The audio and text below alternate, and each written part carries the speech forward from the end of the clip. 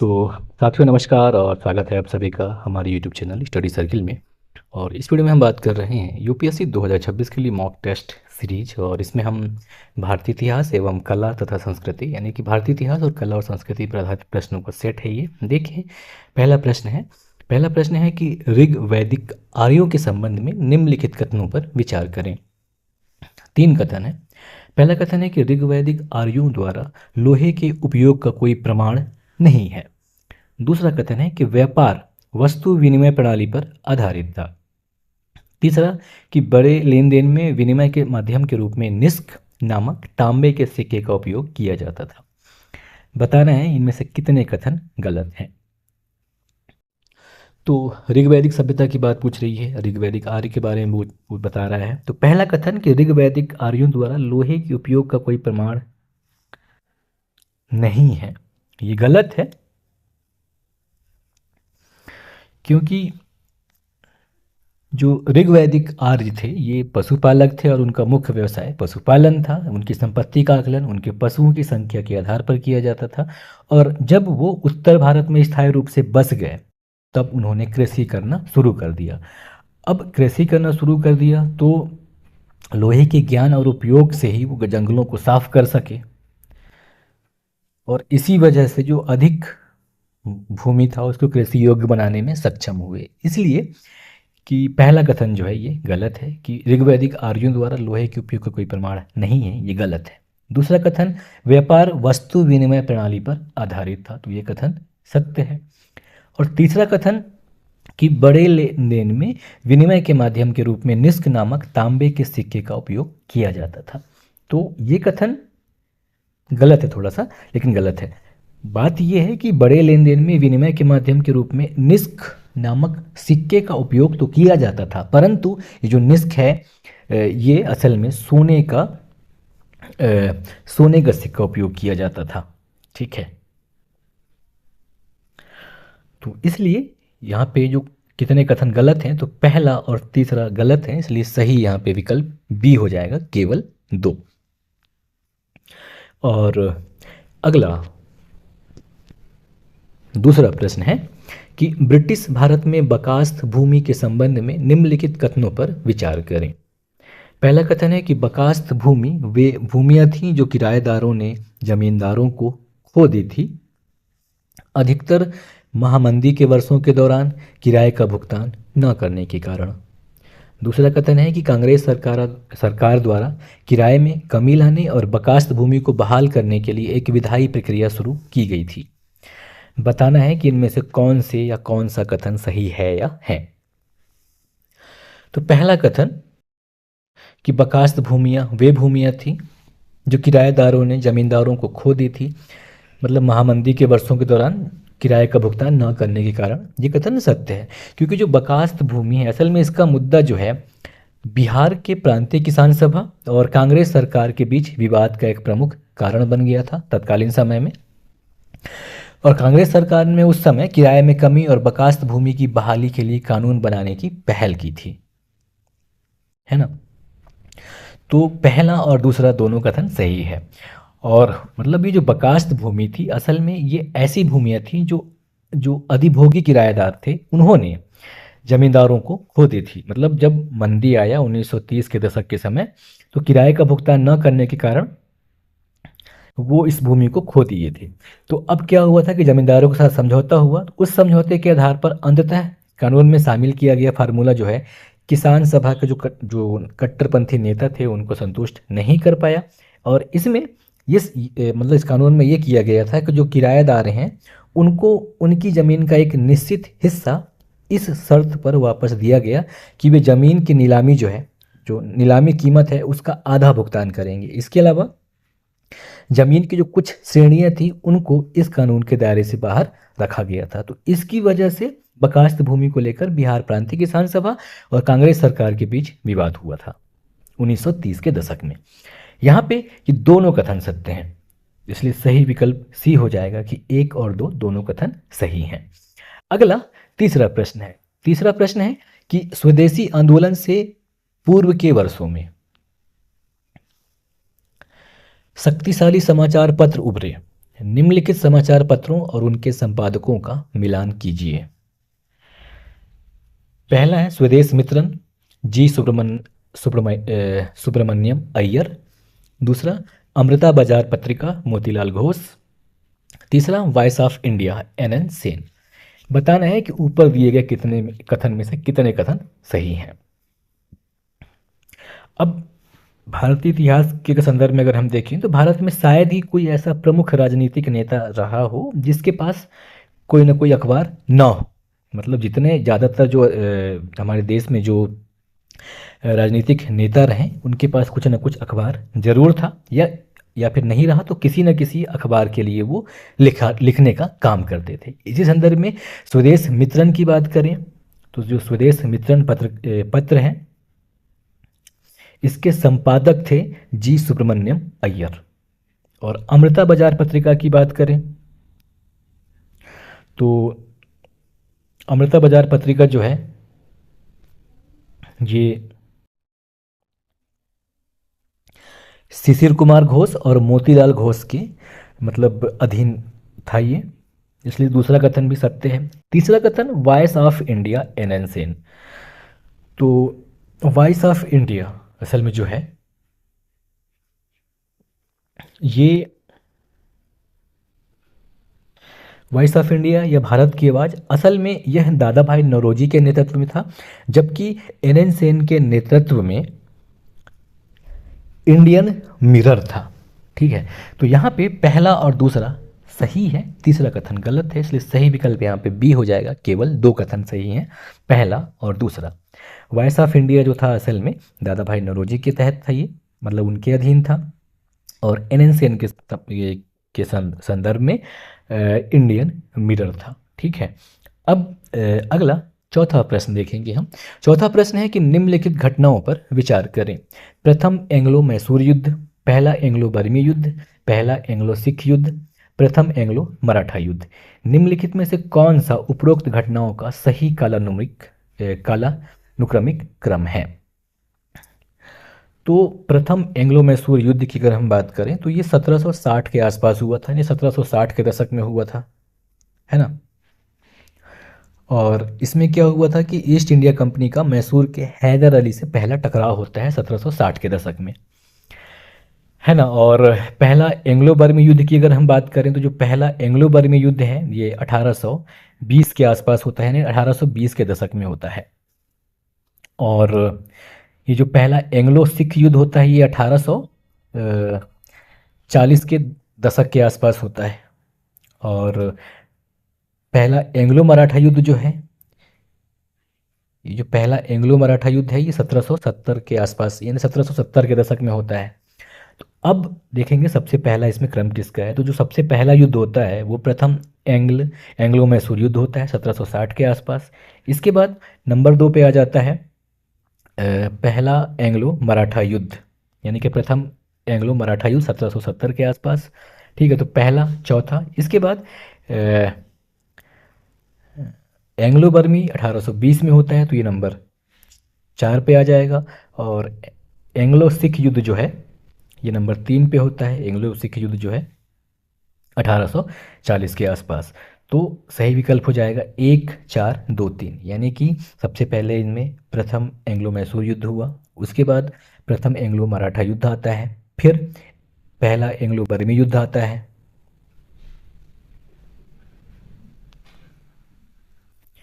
फिर चौथे नंबर पे पहला एंग्लो सिख युद्ध आता है जो कि 1840 में होता है। ठीक है, तो इनका क्रम जो है ऐसे बैठता है।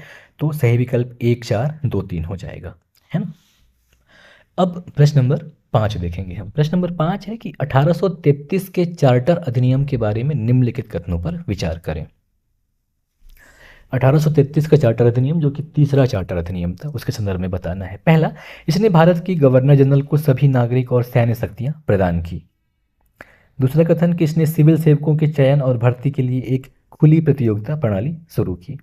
तीसरा कथन कि इससे ईस्ट इंडिया कंपनी के व्यापारिक संस्था के रूप में गतिविधियां समाप्त हो गई और यह विशुद्ध रूप से एक प्रशासनिक संस्था बन गई।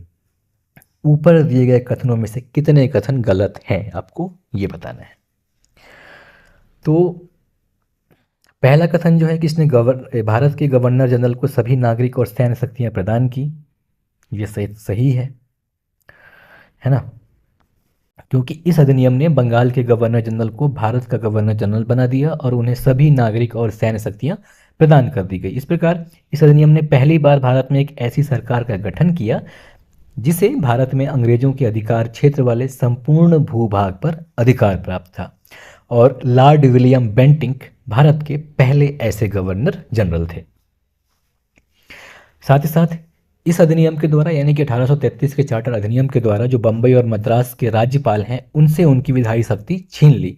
अब क्या है, भारत के गवर्नर जनरल को पूरे ब्रिटिश भारत के लिए अनन्य विधायी शक्तियां प्रदान की गई, और जो पिछले अधिनियम हैं उनके तहत बनाए गए कानूनों को जहां पहले विनिमय कहा जाता था, तो अब क्या हुआ, जो 1833 का चार्टर अधिनियम आया तो इसके तहत जो कानून बनाए जाते थे उनको अधिनियम कहा जाने लगा।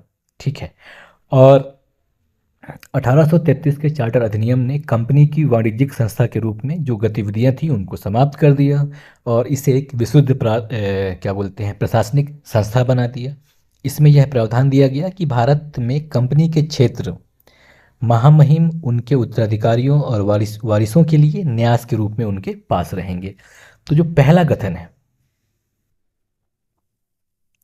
ये कथन सत्य है, और जो तीसरा कथन है ये भी सत्य है, और दूसरा कथन किसने सिविल सेवकों के चयन के और भर्ती के लिए एक खुली प्रतियोगिता प्रणाली शुरू की, ये कथन गलत है, क्योंकि जो 1853 का चार्टर एक्ट आया था उसने सिविल सेवकों के चयन और भर्ती के लिए एक खुली प्रतियोगिता प्रणाली की शुरुआत की, है ना।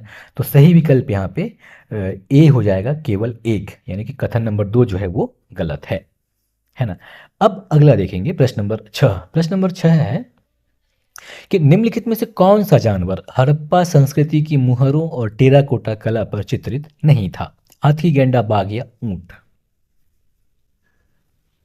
तो जो हड़प्पा संस्कृति की मुहर देखेंगे तो पाएंगे कि जो टेराकोटा और जो मुहर हैं उन पर जो पाए जाने वाले पशु रूपांकन हैं उसमें वो जो है वहाँ के प्राकृतिक वातावरण, उनके आर्थिक जीवन और प्रतीकात्मक दुनिया के बारे में हमें जानकारी प्रदान कराते हैं। इसके अलावा जो पुरातत्वीय साक्ष्य हैं उनसे ये पता चलता है कि जो चित्र हैं इसमें हाथी प्राप्त हुए हैं, गैंडा प्राप्त हुए हैं, बाघ प्राप्त हुए हैं, बैल प्राप्त हुए हैं, भैंस प्राप्त हुए हैं, और हिरण की विभिन्न प्रजातियों जैसे जानवरों का बार बार चित्रण मिलता है, यानी कि हमें बार बार देखने को मिलता है हाथी, गैंडा, बाघ, बैल, भैंस और हिरण, जबकि ऊंट हमें नहीं मिलता है। तो सही विकल्प यहाँ पे डी हो जाएगा।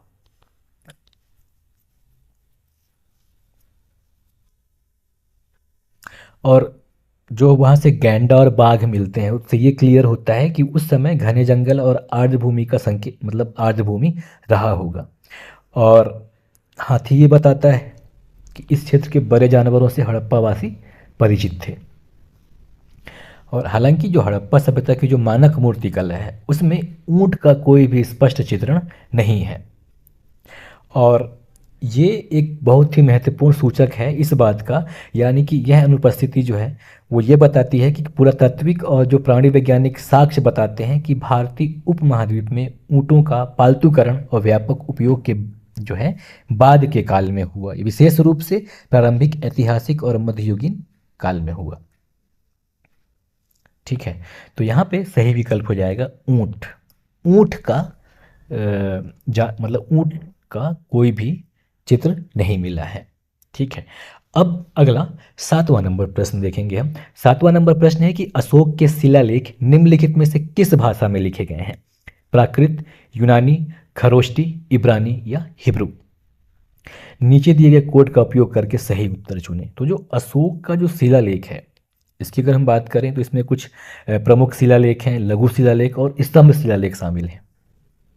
और भाषा की बात करें तो जो अशोक के जो शिलालेख हैं वो 3 भाषा में लिखे गए हैं, प्राकृत, यूनानी और अरामी। प्राकृत, ग्रीक और अरामी, यानी अरामाइक जिसे कहते हैं, प्राकृत, ग्रीक और अरामाइक भाषा में लिखे गए हैं। जबकि लिपि की बात करें तो लिपि ब्राह्मी है, खरोष्टी है। ठीक है, और सबसे व्यापक रूप से प्रयुक्त जो लिपि था वो है ब्राह्मी था, और जो खरोष्टी लिपि है इसका प्रयोग जो है आधुनिक पाकिस्तान में पाए जाने वाले जो शिलालेख हैं उसमें व्यापक रूप से किया गया था। और ग्रीक मतलब ग्रीक और जो अरामाइक लिपि हैं, मतलब ये भाषा के अलावा लिपि भी हैं, ग्रीक और अरामाइक लिपि, इसका प्रयोग जो है अफगानिस्तान में पाए जाने वाले शिलालेखों में किया गया था। जो कंधार में पाया गया एक द्विभाषी ग्रीक अरामाइक शिलालेख मिला है। तो यहाँ पे